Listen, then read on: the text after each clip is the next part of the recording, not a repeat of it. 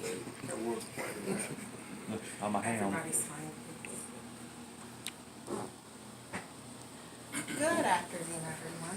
I'd like to first thank you all for being a part of my audience on today and for participating on this afternoon. I sincerely appreciate you all being here. Working in the public education system, we have a thorough understanding of the importance of education. For most of us, this has played some role in the reason why we chose to work in this field. Further, as teachers and parents, we work hard to ensure that our children receive an adequate primary and secondary education. We prepare them as best we can and send them off to embark on a journey of transition into adulthood on a campus of their peers. Now, I know firsthand, as the mother of a 13-year-old 8th grader, as we've already begun making preparations for what's to come on the horizon for him. Traditionally, the student population of post-secondary educational institutions consists of teens and young adults who look very much like my son. But the structural makeup of the modern-day student body has shifted greatly. According to reports by MarketWatch, done in partner with Lumina Foundation, a startling 38% of today's students are actually older than 25 years old.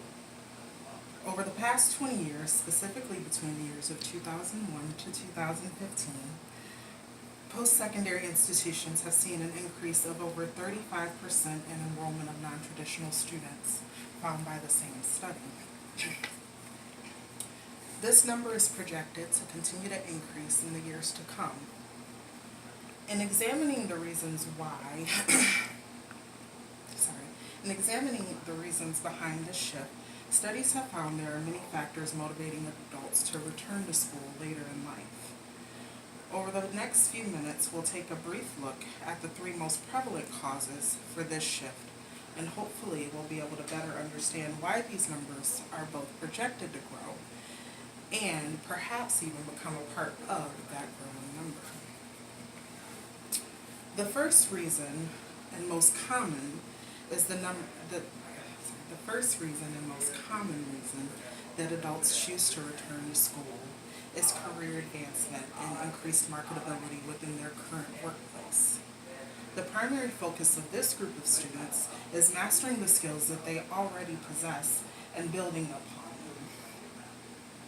Also often known as continuing education, this sector of education has become vital to as population growth and job markets diversify to meet the demands of our growing population globally. Which brings us to the second reason, pursuing evolving passions. The growth of the population, accompanied by rapid changes in the information age and continued advancements in technology, has contributed to an overall cultural shift in our overall views on education and career path choices. Traditionally, the general attitude of education was to find a career that would be prosperous. Now the general attitude of modern millennials is much more driven by individual desires and passion than that of those in the later decades of the 1900s. Studies found that from 1950 to 1980, they were times of practicality, and career paths and majors that people gravitated toward were practical in nature and provided a form of financial stability.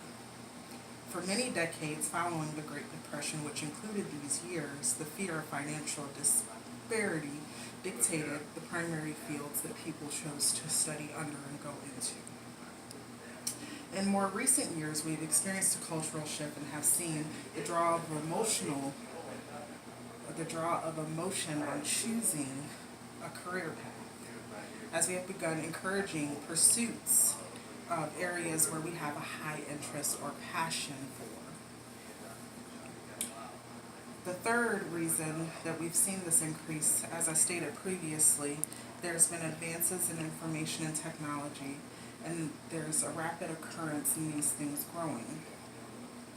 That, coupled with the growth of the population and a boom of programs offering educational training remotely via online courses, has brought us to a new level of diversity of program availability and funding.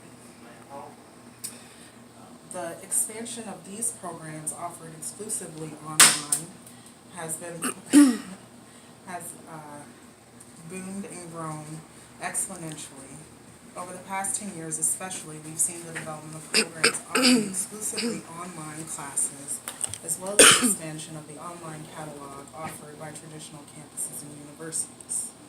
As global economics become increasingly interdependent and technology continues to advance, more people will find their skills and knowledge are outdated and will need to return to school or some form of post-secondary education to remain abreast of their field, as it seems there will be a program ready and available to assist them with just that.